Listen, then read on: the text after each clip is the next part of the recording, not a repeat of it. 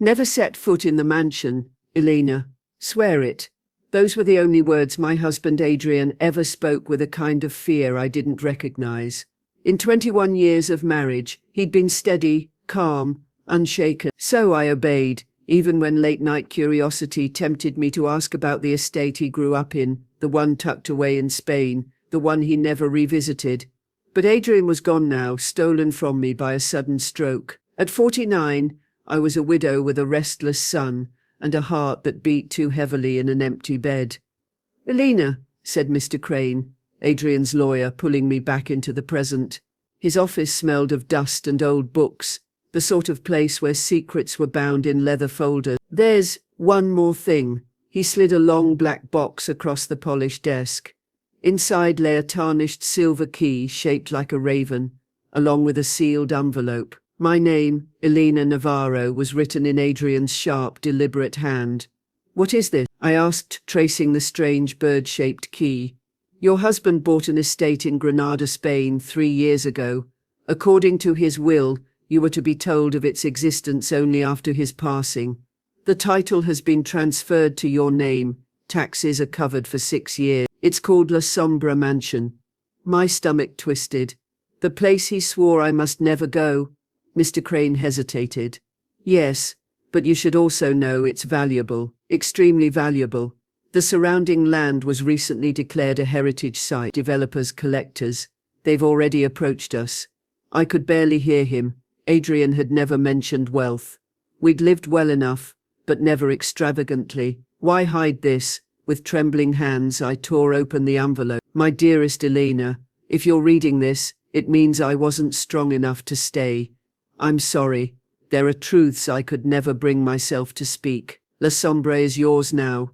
Within its library lies a safe. The code is the day our son was born. Inside you'll find the answers to questions you never knew to ask. For years I made you promise never to go, but now, I beg you to. You must see it once, and when you do, you'll finally understand the shadows that followed me all my life. I love you beyond time." Adrian, my throat closed. Shadows. Secrets. The man who slept beside me for half my life had hidden a world behind locked doors. "I'm going to Spain," I whispered. "Elena," Mr. Crane said carefully, "his sister and brother are already contesting the will. They claim Adrian was unstable when he repurchased La Sombra. If you set foot there, you could be walking straight into a battle. I don't care." I tucked the raven key into my purse. "I need to see what he left me." 2 days later, after frantic arrangements and a red-eye flight, I stood before towering wrought-iron gates. The words La Sombra curled in black iron above me. Beyond lay sprawling vineyards, marble fountains, and a mansion that gleamed white against the Spanish hills, more palace than home. The raven key turned with a heavy click, and the gates groaned open. As I stepped onto the grounds, something strange stirred in me, both dread and belonging. My heart pounded. What had Adrian kept hidden all these years? The front door swung open into a vast hall lined with candle chandeliers and crimson drapes. But it wasn't the grandeur that froze me. It was the portraits, hundreds of them, lifelike oil paintings of women, every one of them bearing my face. Before I could take another step, the crunch of tires on gravel announced another arrival. Through the tall bay window, I watched a black sedan pull up behind my rental car.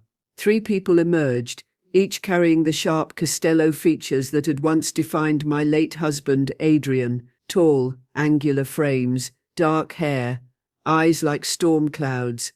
The Costello siblings had arrived, and from their grim expressions they weren't here to offer condolences.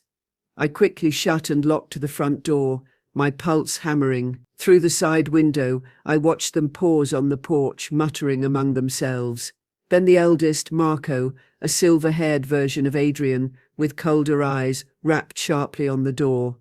"Miss Navarro," he called, his voice thick with the same Spanish lilt that softened Adrian's speech when he was tired. "We know you're inside. We should talk." I backed away in silence, every instinct screaming caution. Adrian's warnings about his family had always been vague, but firm. And now, faced with their sudden arrival at La Sombra estate, I finally understood why. The knocking came again, harder this time. "Elena, I'm Marco Costello, Adrian's brother. These are my sisters, Lucia and Sophia. We're here about the estate. Of course they were, not about Adrian, not about the man I'd loved for 21 years. They were here for the sprawling property their brother had reclaimed, the one that had recently become valuable beyond measure. I glanced toward the oak desk in the study. On it sat a laptop, its silver lid reflecting the afternoon sun. My gut told me that whatever answers I needed weren't outside with them, but inside, waiting for me. Ignoring the increasingly forceful pounding, I sat at the desk, opened the computer, and typed in the password Adrian had left me, 051. A single folder appeared, for Elena. Inside were dozens of video files, each labeled by date. They began 2 weeks ago, the day after Adrian's funeral, and extended exactly 1 year into the future. With trembling fingers, I clicked the first file. Adrian's face filled the screen, not pale and frail as he'd been at the end, but healthy, vibrant. The version of him I had fallen in love with. He smiled directly into the camera, his crooked grin making my heart lurch. "Hello, Ellie. If you're watching this, then I'm gone, and you've come to the estate, despite my years of warning you not to," he chuckled softly. "I should have known, especially after Crane told you about it." Tears blurred my eyes. Even now, he knew me too well. "I've recorded a video for every day of your first year without me," Adrian continued. "1 year of me keeping you company, 1 year of explaining what I should have told you while I was alive." The knocking outside. Through the glass, I saw the Costello siblings retreat to their car, retrieving documents, their expressions stern. Adrian's voice pulled me back. 3 years ago, I was diagnosed with a genetic heart condition. The doctors gave me 2 to 5 years. I chose not to tell you I didn't want pity, or our time together overshadowed by death. I wanted to live fully until the end. My throat tightened. Anger, grief, and love warred inside me. "I know you're angry," he said almost as if he could see me now, "but I hope someday you'll understand I made that choice for love, not out of deceit." Outside, the siblings conferred again, Marco now holding up a document against the glass, a court order of some kind.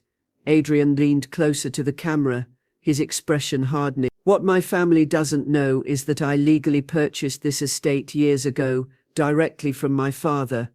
He was bankrupt and desperate, willing to sell it to me for a fraction of its worth, swearing me to secrecy. My siblings still believe they were meant to inherit it. That's why they're here." The pieces clicked in my mind. Their hostility, the legal challenge, the timing of their sudden interest. "The estate was in ruins when I bought it," Adrian continued, "but I restored it for you. Every business trip these last 3 years, I was here building something beautiful, something that would outlast me." A sudden flash of blue lights lit the driveway. A police car pulled in. The Costello siblings watched with smug satisfaction. "One last thing," Adrian said, his voice softening. "In the cellar you'll find the paintings, the ones I never showed you. They're yours now, along with everything else. What you do with them, with this place, is your choice. Just remember, it was always for you." The video ended, freezing on Adrian's smile. The pounding resumed, this time firmer, authoritative. "Mrs. Navarro," a voice called. "Guardia Civil, open the door please." My phone buzzed. "Matteo," I answered, whispering. "Now's not a good time." "Mum," my son's voice was sharp with anger. "Why didn't you tell me about Dad's estate? His siblings called me. They offered me a settlement if I helped them fight the will." "What's going on?" The realization struck like a blade. They weren't just coming after me. They were circling my son too. "Listen to me, Matteo," I said, my voice firmer than I felt. "Don't sign anything. Don't agree to anything. These people are not on our side." The knocking grew louder. I squared my shoulders, grabbed the blue folder of documents from the desk, and walked to the door. When I opened it, a young officer stood flanked by the 3 Costello siblings, whose faces radiated smug triumph. "Miss Navarro," the officer said politely, "these individuals have a court order requesting inspection of the property. I held up the folder calmly. Then perhaps you should see this first. My husband anticipated this exact scenario. The officer's brow furrowed as he opened the folder, flipping through notarized deeds, certified transfers, bank records.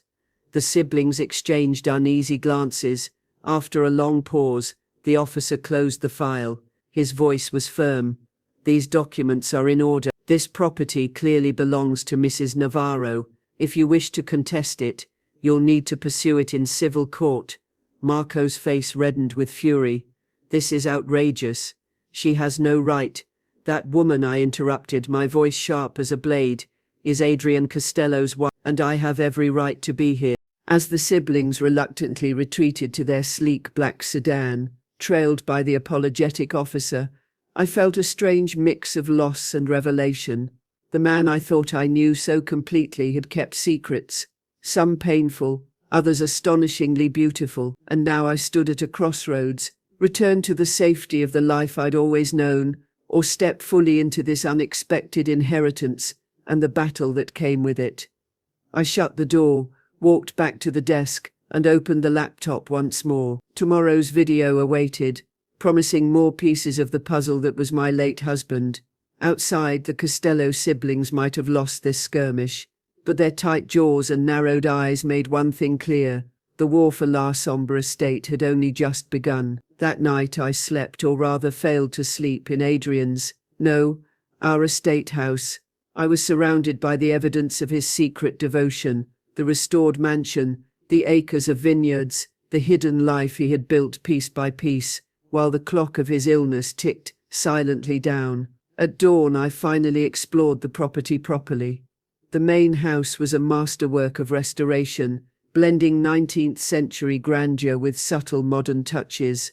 Every room reflected Adrian's meticulous care and his knowledge of me, a library filled with rare editions of my favorite authors, a sunroom facing east, flooded with morning light, perfect for my ritual of coffee and quiet. But it was the stables that took my breath away. Just as Adrian had promised in one of his messages, 6 magnificent Andalusian horses filled the stalls. Their coats gleamed, their intelligent eyes following me as though they'd been waiting for this moment. "Morning, Signora." The voice startled me. From the tack room emerged a man in his early 60s, wiping his hands on a worn cloth. He was wiry, sun-weathered, with eyes sharp as flint. "I'm Ramon. Your husband hired me to oversee the horses." "Elena Navarro," I replied, extending my hand. "Though I suppose you already knew that." He nodded, a faint smile tugging at his lips.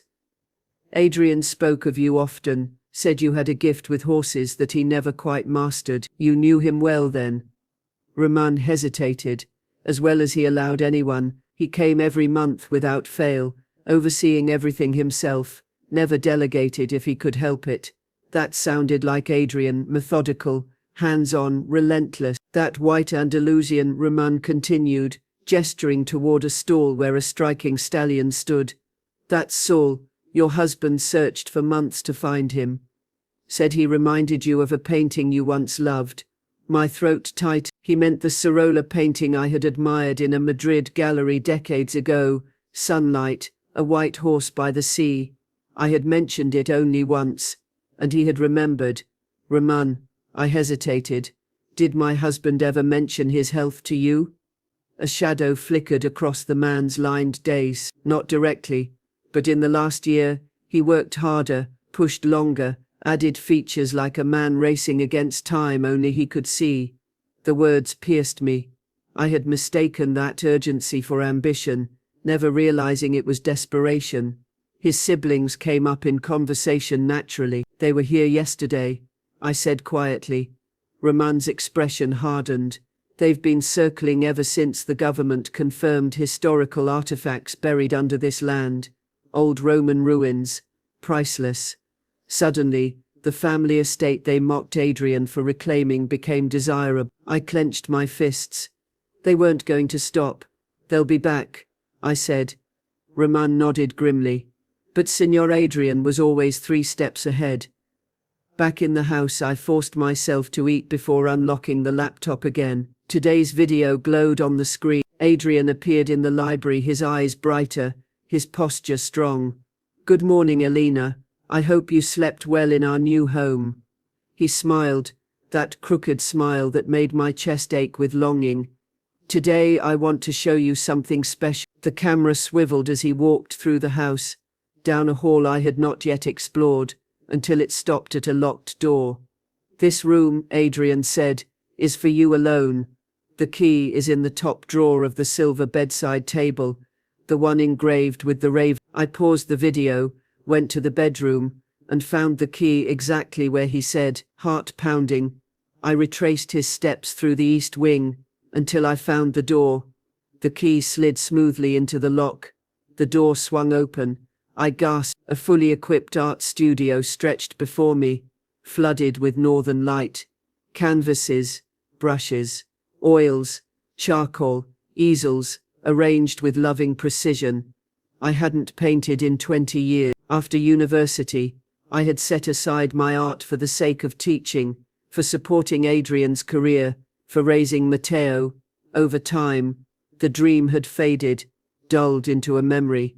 And now, here it was, brought back to life by the man who had loved me enough to give it back. The video continued, Daniel's voice pulling me back to the laptop balanced on my knees. "You gave up so much for us, Marisa. Your painting was the first sacrifice. Though you never complained, I always promised myself I'd give it back to you someday." Tears blurred my vision as I surveyed the studio. The professional-grade supplies, the neatly stacked books on technique and inspiration, the tall north-facing windows that would grant perfect light. It was everything I had once dreamed of. "There's one more thing," Daniel continued. "Check the cabinet below the window seat." I crossed the room to the cushioned bench that overlooked the golden eastern fields. Built into the wall beneath it was a low cabinet I might have overlooked. Inside, a flat archival box waited. My hands trembled as I lifted the lid. Then I sank to my knees in shock. My paintings, dozens of them, all the work I had created in college, pieces I thought had been lost in our countless moves. Daniel had preserved them, protected them, hidden them for decades until this moment. On top lay a canvas I knew instantly, my final project before graduation. A self-portrait of a young woman staring into the future, her eyes alight with possibilities. Tucked beside it was a note in Daniel's precise script. "She's still in there, Marisa, the woman who painted with such passion. I've given you the space. The rest is up to you." I clutched the note to my chest, overwhelmed by love and grief. Daniel had truly seen me, seen what I had buried. The crunch of tires on gravel shattered the moment. I moved to the window and froze. Two vehicles, the black SUV I recognized from the Cortez brothers, and behind it a sleek silver Jaguar. My heart skipped. My daughter, Sophia, stepped out, tall and confident, her dark hair catching the morning light, and she wasn't alone. She was smiling, shaking hands with her uncles, men she had never met until yesterday. Whatever fragile peace I had found in Daniel's posthumous gifts vanished instantly. The battle for Hollowbrook Estate had just become painfully personal. Sophia texted me as she walked toward the house. "Arrived with Uncle Marco, coming in now. We need to talk." My chest tightened. Less than a day with them, and already she was calling them family. I tucked Daniel's note into my pocket, locked the studio door and prepared to face them. They entered without knocking.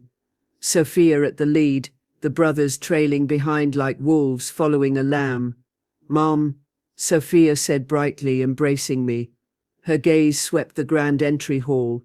"This place is unbelievable.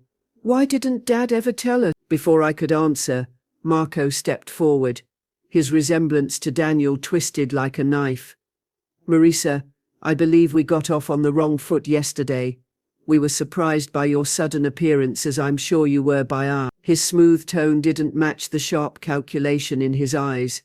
"Sophia," I said carefully, ignoring him, "we agreed you'd wait before engaging with your father's brothers." She flushed, lifting her chin in defiance. "They called this morning with a reasonable proposal. I thought I should at least hear them out. Besides," she hesitated, then delivered the blow. They're my family too. The Cortez brothers pressed their case with polished words and practiced charm. A fair settlement, a shared legacy, millions on the table if I would just agree to divide the estate. But I saw through them. This wasn't about family. It was about the hidden value of Hollow Brook. The oil fields, yes, but more than that. Daniel had hinted at something deeper, something buried. And when Ellis, the stable master, interrupted to warn me that walls sometimes have ears, I knew. This wasn't simply a fight over land. It was about whatever Daniel had left hidden beneath, and the question was no longer whether I could protect the estate, but whether I was ready for the secrets waiting to be unearthed. Ellis led me past the main stables toward a weathered barn I hadn't explored yet. Unlike the polished, newly renovated structures on the rest of the estate, this one looked intentionally untouched, its sagging beams and peeling paint giving it the appearance of being unimportant. Your husband was a careful man, Ellis said, producing an old iron key. After his cousins showed up last year, he became even more cautious. Cousins? You mean the Harwoods? I asked, startled. Ethan never mentioned they came here. Ellis nodded grimly. They appeared out of nowhere once rumors spread about gas reserves beneath these hills. He was here at the time, overseeing construction of the library wing. They didn't recognize him at first. He'd grown a beard during his treatment. He watched from a distance, then left before they knew he'd seen them. That night he changed the plans. He slid the key into the barn's padlock. With a heavy creak, the door swung open. Inside was an ordinary barn. Hay bales, rusted tools, shafts of sunlight, cutting through gaps in the wooden planks. Ellis crossed to the back corner and shoved several bales aside, exposing a trapdoor built into the dirt floor. The workers thought they were making a root cellar. In reality, Ethan had them build this. He pulled the door up, revealing a staircase descending into darkness. After you, Mrs. Callahan, heart racing, I followed him down. At the bottom, Ellis flicked a switch. Fluorescent lights buzzed to life, illuminating a concrete passageway. What is this place? I whispered. Your husband called it insurance. I call it foresight, Ellis said. The tunnel stretched forward for 50 yards before opening into a large, bunker-like chamber. Steel cabinets lined the walls, maps and documents pinned across corkboards, and a desk stacked with neatly labeled folders.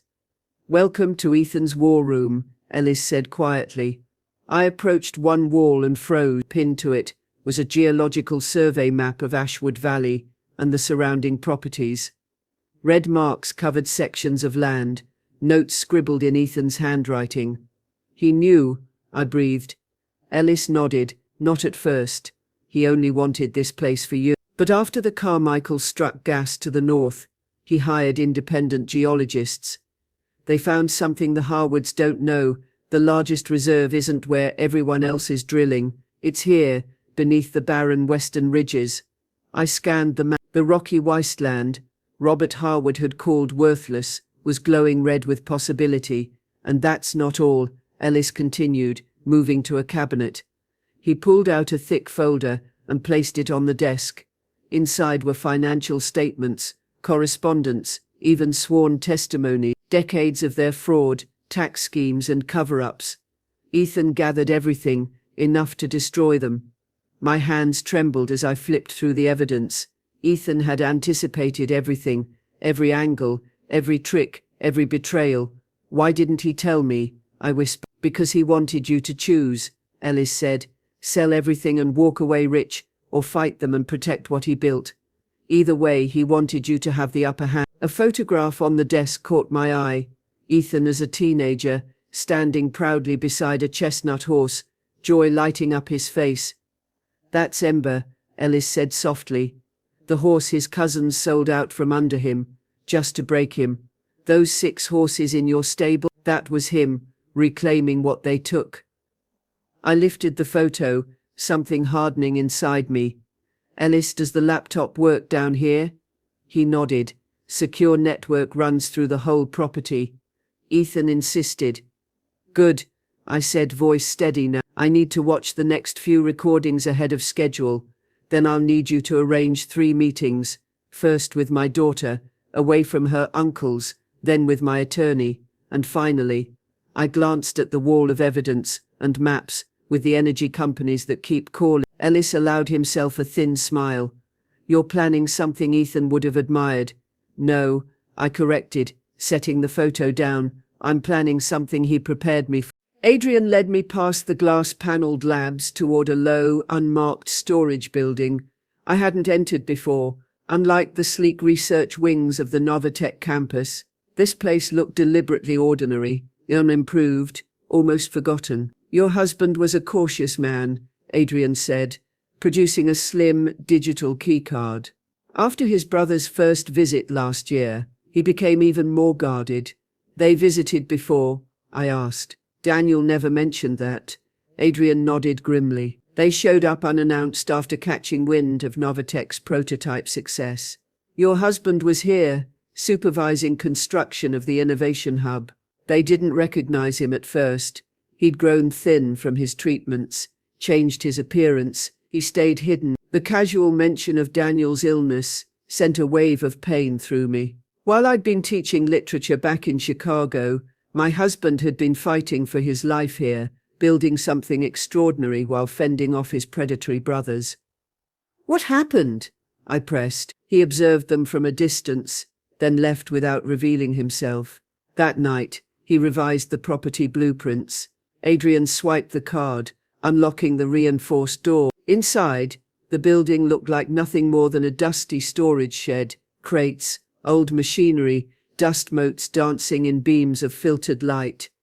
Adrian moved confidently to the far wall, sliding aside a set of shelves to expose a biometric panel. Daniel installed this last winter. The contractors thought they were building a secondary server vault. He pressed his thumb to the scanner. With a hiss, a section of floor opened, revealing a steel staircase descending into the dark. I hesitated. After you, Mrs. Carter. Curiosity overcame fear. At the bottom, Adrian flipped a switch, and lights flickered on, illuminating a long concrete tunnel. What is this place? I whispered. Your husband called it insurance. I call it genius. The tunnel stretched about 50 yards before opening into a large chamber. Rows of secure servers lined the walls, blinking quietly. Filing cabinets, workstations, maps, and data charts covered every surface.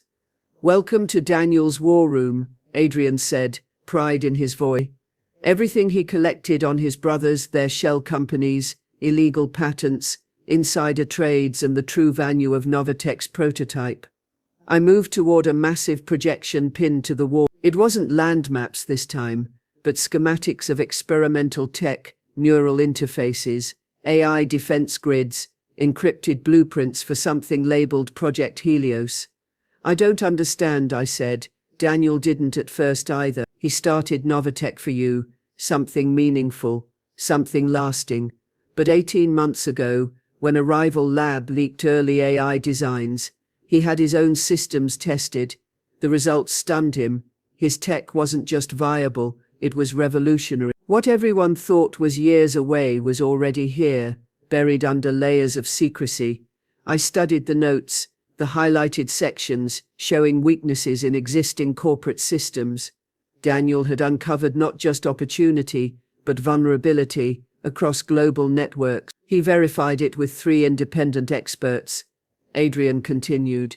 Swore them to silence.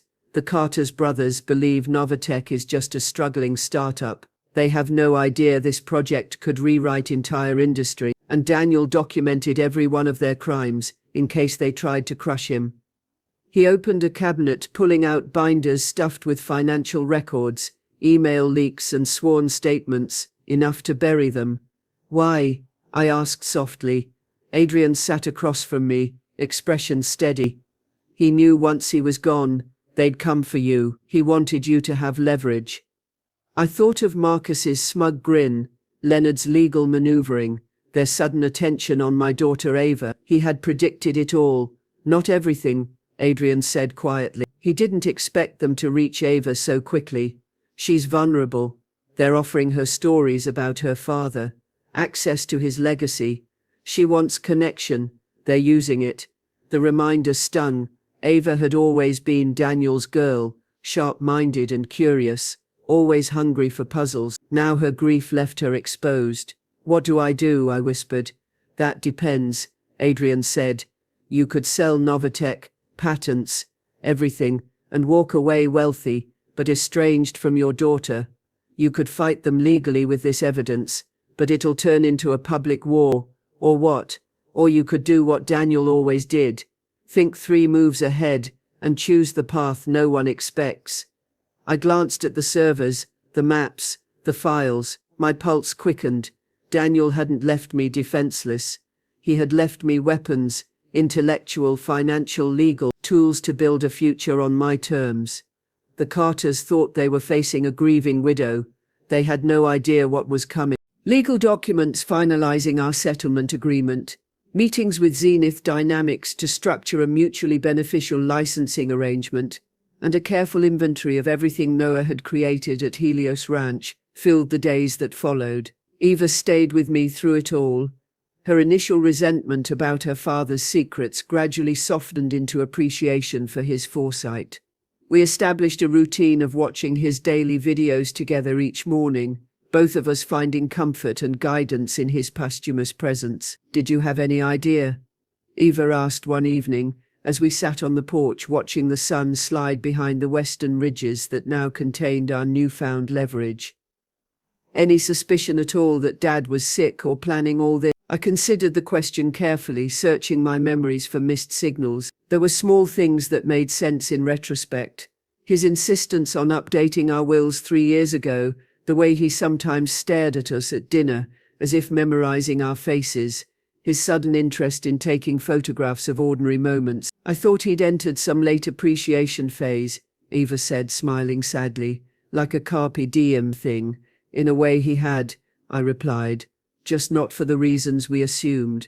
I sipped my tea, remembering the biggest change, how he stopped putting things off. Noah had always been a someday kind of man about personal pleasures. Someday we'd take that trip, someday we'd renovate, someday he'd learn to sail. Then, suddenly, he started doing things, buying the ranch, restoring the house, creating the studio. I'd attributed it to him finally feeling secure enough to indulge his dreams.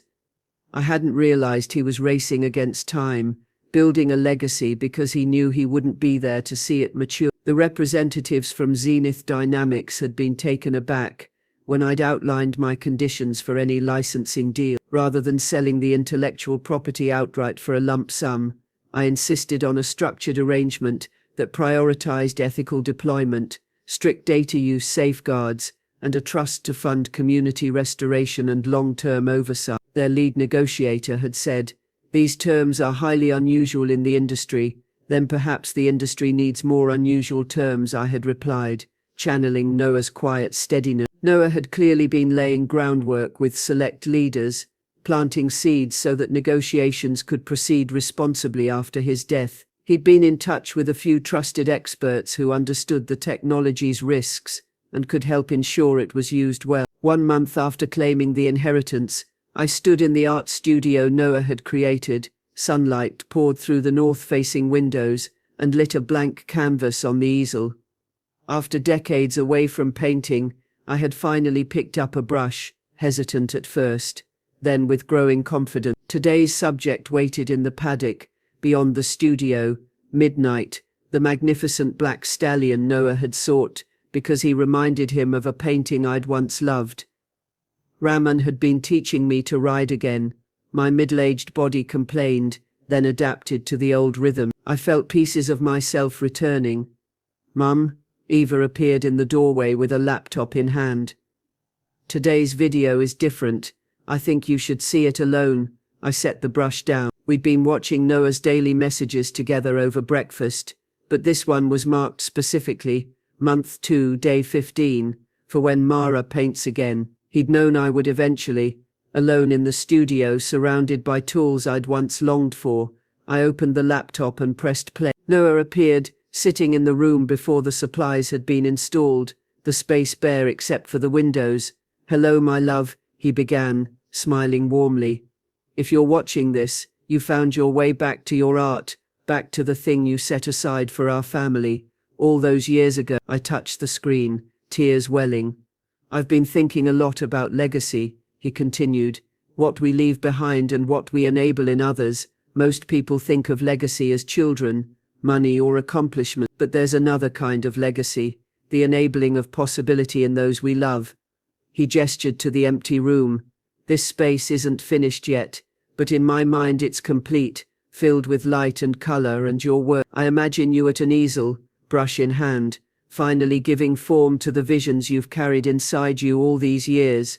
I glanced at the half-finished portrait of Midnight on the easel, astonished by how closely it matched the image he described. I've structured everything to give you freedom, Mara, he said. Financial security through the licensing, protection from the Sinclair interference, a studio to create in, but what you do with that freedom, that's your legacy to build, not mine to dictate. He leaned closer to the camera. There is one request, though it's yours to accept or decline. In the storage closet behind this room is a large canvas I commissioned before my diagnosis. It's blank, waiting. When you're ready, truly ready, I want you to create something for it, something that captures not just what you see, but what you feel about this place, that brought me back to my beginnings and will carry you into the future.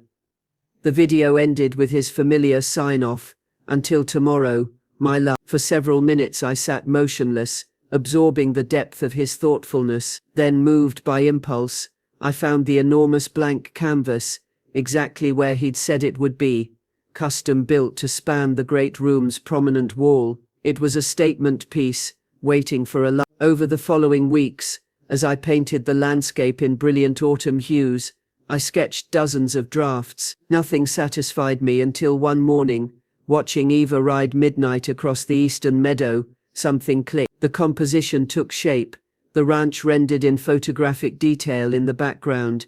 In the foreground, translucent layers of what had come before, the abandoned land Noah repurchased, the childhood farm of his youth, and beneath it, the older ground that had witnessed generations. Threading through these temporal layers were two riders, man and woman, ambiguous enough to be both specific and universal. Behind them, subtly concealed, unless you knew to look, a third figure walked forward, a young woman forging her own path. When the painting was finally complete, Ramon helped me hang it. Eva studied it with tears in her eyes. "It's him, isn't it? And you, and me." She traced the lines where the riders crossed, seeing the past, present, and future braided together. Legacy, not what's left behind but what moves forward. That evening, watching the sun drop beyond the ridgeline from the porch of what was truly my home, I felt Noah's presence less like a haunt, and more like an ongoing partnership. He'd given me more than security, he'd given me the framework for reinvention. The licensing deals would fund stewardship and community programs for generations, and the technology would be steered toward responsible uses. Because we insisted on it, we'd won the first battle. But there were more messages waiting on Noah's laptop, more decisions to make, and the future still unfolding before us. The ranch would evolve under our stewardship, and I would keep bringing beauty into the world through rediscovered talents, building my own legacy alongside the one Noah had so carefully prepared. Tomorrow's video waited on the laptop. Another day of guidance and connection that bridged the boundary between us. Increasingly, though, I found myself looking forward rather than back, grateful for his foresight, but eager to write the next chapters of this unexpected story myself. The once forbidden land had become hallowed ground, not a place of secrets and pain, as Noah had known it, but a sanctuary of possibility. Winter descended on Helios Ranch with dramatic beauty. Pristine snow blanketed the rolling paddocks, ice crystals traced delicate patterns on the windows, and smoke curled from the stone chimney into the crisp Alberta sky. I decided to stay through the season rather than return to Minnesota, drawn to experience the full cycle of the land that had become my home. Eva had reluctantly returned to her life in Minneapolis.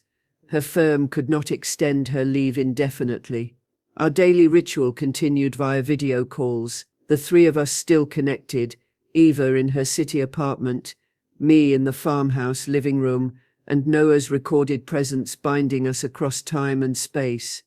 The western ridges are especially beautiful after fresh snow, Noah said in that day's video, filmed a year earlier in this very room. If Ramon has kept the snowmobile in working order, take it up to the Sunrise Ridge. The view is worth the early wake-up. I smiled at how he still anticipated my small pleasures. Ellis Ramon had already mentioned the snowmobile and the winter trails Noah had mapped across the property. 6 months had passed since I'd faced the Sinclairs. True to our agreement, they'd kept their distance, though my attorney forwarded occasional messages from their legal team. Technical questions about boundaries while Arcadia Labs began preliminary fieldwork on the eastern pasture. The licensing project was proceeding with deliberate care. The company honored our unusual terms that prioritized stewardship over rapid exploitation. Thomas Reeves, initially a skeptical executive, had become an unexpected ally, his business interest evolving into genuine respect for the sustainable approach Noah had envisioned and I had insisted upon. My phone buzzed. Eva's name flashed on the screen. "Everything okay?" I answered immediately, surprised by the unscheduled call. "I'm not sure," she said, voice tight. "Uncle David stopped by." It was odd. My grip tightened. What did he want? Officially, to apologize for his role in trying to manipulate me, she said after a pause. But something felt off. He kept asking small probing things, how often I visit the ranch, whether I'd noticed any unusual activity. I kept answers vague. "Did you tell him anything?" I asked. "Of course not," her voice dropped. "But Mom, I think they're planning something." It felt like reconnaissance. A chill ran through me that had nothing to do with the cold outside. The Sinclairs had been uncommonly quiet these last months, too quiet for men used to taking what they wanted. "I'll alert Ramon and tighten security," I said. "I'll have our attorney remind theirs of the agreement terms." "There's something else," Eva added hesitantly. "David told me Robert's been ill, heart trouble. He hinted family should be together in hard times." My stomach dropped. The same hereditary cardiac condition that had taken Noah, hypertrophic cardiomyopathy, ran in their family. Had Robert hidden a diagnosis, just as Noah had kept his from us? "Be careful," I warned. "This could be genuine, or another manipulation." "I know," she sighed. "I hate being suspicious of everyone, but it's hard not to be." After we hung up, I stared out at the snow-covered drive.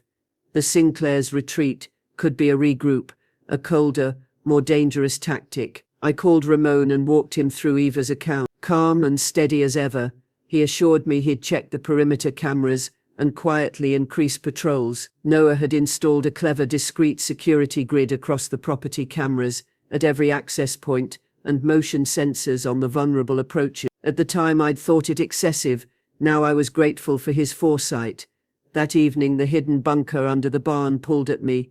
If the Sinclairs planned another move, perhaps Noah had anticipated it. In the concrete room of filing cabinets and maps, I searched for anything related to post-settlement contingencies. In the bottom drawer of his desk I found a folder marked plainly, "If they return." Inside lay a detailed contingency plan, pre-drafted injunctions, contact lists for Canadian authorities who'd investigated past Sinclair dealings, and folded into the file, a sealed envelope addressed to Robert Sinclair. A small note in Noah's handwriting was paperclipped to the outside.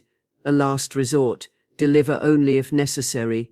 What had he written to his estranged older brother that was so potentially powerful or dangerous he labeled it for emergency use only? The envelope called to me like a key, but it was a key I was not yet ready to turn.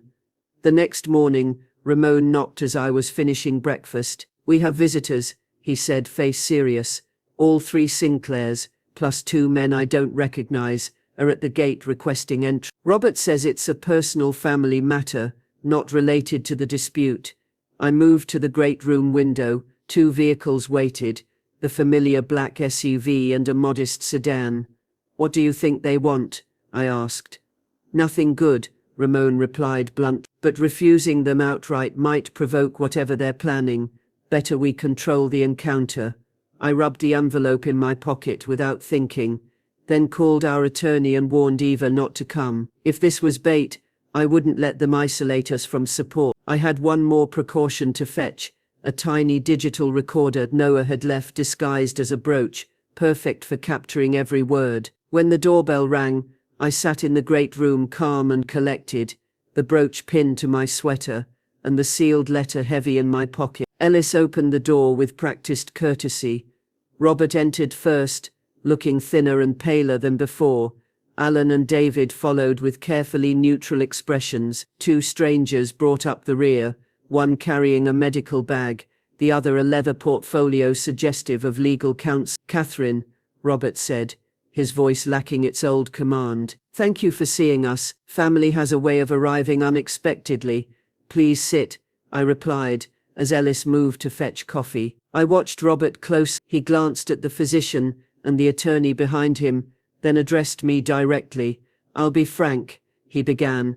"I've been diagnosed with hypertrophic cardiomyopathy. It's advanced. Without intervention, specialists estimate months, possibly years with the right treatment." He nodded toward the man with the medical bag. "This is Dr. Harmon, and Mr. Pearson is my attorney. Why bring this to Helios?" I asked, keeping my voice even. Robert's eyes flicked to his brother. "Because based on available records, your late husband would have been a likely donor match. And given the genetic factors, there's a chance your daughter might be compatible as well." The audacity hit like a physical blow. They wanted to test Eva, use her body as a potential source to save a man who tried to steal our life and turn our daughter against me. "You want my daughter tested as a potential donor," I clarified, making sure the recorder caught each word. "Preliminary blood work," Alan said smoothly. "Nothing invasive. If she matches, we'd discuss donation. The procedure is well established. The donor recovers." I sat in stunned silence. After attempting to defraud us and manipulate Eva, they now asked her to undergo major medical testing and possibly surgery for a man she barely knew. "Let me understand correctly," I said at last. "You tried to take our home, then tried to win over my daughter with half-truths, and now you ask that she risk her health for your benefit." Robert's expression shifted, discomfort replacing bravado. "We're family, Catherine. Blood matters." "Blood does connect us," I agreed, thinking of Noah's careful preparations and his desire to shield us from their influence. "But not in the way you imagine." I drew the sealed letter from my pocket. At the sight of it, Robert's face visibly registered recognition and a flicker of fear. "Noah left this to be delivered only if absolutely necessary," I said, holding the envelope just out of reach. "I think this qualifies." With trembling fingers, Robert broke the seal and began to read. His color drained as he scanned the pages. The confident businessman dissolved into a man confronting a past he'd hoped remained buried. "How long have you known?" he asked hoarsely, eyes lifted from the letter. "I only know that Noah left this for you," I said. "He anticipated that even a legal settlement might not keep you away. He planned accordingly." The room fell into an uneasy hush. Dr. Harmon shifted, sensing the conversation had moved beyond a simple medical request. The Sinclairs exchanged quick, loaded look. Whatever lay in that envelope, whatever final measure Noah had reserved for the worst moment, had been enough to unseat them, at least for now. I met his gaze steadily. "What exactly did my husband write?" Richard handed the letter to Daniel, who began reading while Samuel looked over his shoulder. Their expressions shifted in near unison, from curiosity to disbelief to something close to horror. "This can't be true," Daniel said finally, looking at Richard. "Father would have told us." "Would he?" Richard laughed bitterly. "The same father who pitted us against each other our entire lives, who played favorites depending on his mood, who thrived on secrets and punishments. Of course he would have hidden this." I leaned forward, my curiosity growing. Whatever Adrian had revealed in that letter had clearly shaken them to the core. "Perhaps," I suggested quietly, "someone should tell me what my husband wrote." Richard's eyes refocused on me. "Adrian wasn't our half-brother, he was our full brother." The words made no sense at first. "I don't understand. Adrian told me your father remarried after your mother died, giving birth to him. That's why there was such an age gap." That was the story we all believed, Richard confirmed. But according to this letter, Adrian discovered the truth while researching his heart condition. Our mother didn't die in childbirth. She left our father when Adrian was a baby, unable to tolerate his cruelty. Father invented her death to erase her completely and avoid scandal. Daniel cleared his throat, his lawyerly precision reasserting itself despite his shock. But that's not all. Adrian discovered that our father had another family, a woman in Montreal with whom he had 2 children, half-siblings of ours, now in their 40s. Now I understood the letter's weight.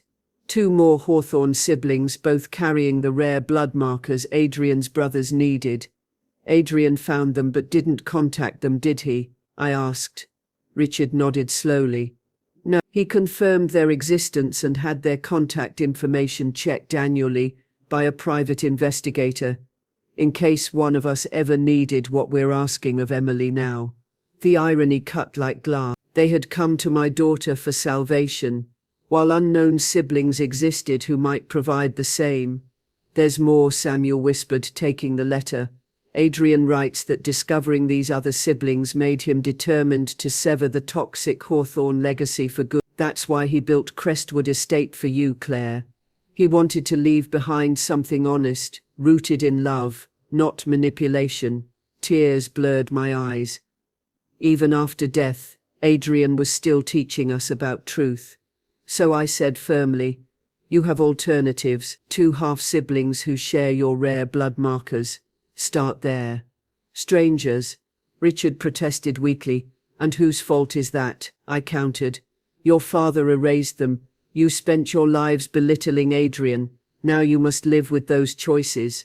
Harrison, the cardiologist, cleared his throat. Forgive me, but time is critical. Mr. Hawthorne's condition is worsening. I studied Richard, once powerful, now frail and diminished. I could not take pleasure in his suffering. Adrian would not have wanted that. The contact information? I asked. Richard nodded mutely. Then begin there, I told him, not with demands but with humility. Let them choose freely, just as it would be Emily's choice. Had you approached her honestly? The brothers absorbed this in silence, their resemblance to Adrian striking in that moment. At last Richard stood with effort. We'll go. He gestured to the letter. Daniel tucked carefully away. As Ellis escorted them out, I remained seated, processing the revelation. Adrian had known of other siblings, yet chose not to disturb their lives, keeping that truth only as protection for Emily and me. That evening, snow drifted softly outside Crestwood Estate. As I opened the laptop, Adrian's face appeared, recorded exactly 1 year earlier in this very room. Hello, my love, he smiled. If I've guessed right, today might be the day my brothers play their medical card. They've known about my condition since I was a teenager, though they never offered help. If they've approached you or Emily about donation, then you've given them the letter. I considered contacting the others many times, but family isn't blood, Claire. It's choice. I chose you and Emily. I hope those new siblings are given the same choice, free of obligation. His voice was steady, thoughtful, exactly as I remembered. The Hawthorne brothers had come seeking to use Emily. Instead, they were forced to confront the lies of their father and their own cruelty. What they did next was no longer my concern. Adrian had already broken free of their grip. He had turned Crestwood Estate, once their father's battlefield, into my sanctuary, our future. The forbidden had become the cherished. The secret had become the celebrated. And I, Claire Hawthorne, was the caretaker of a legacy built, not on obligation, but on love, freely given. Until tomorrow, my love, Adrian said as the video ended. Until tomorrow, I whispered back.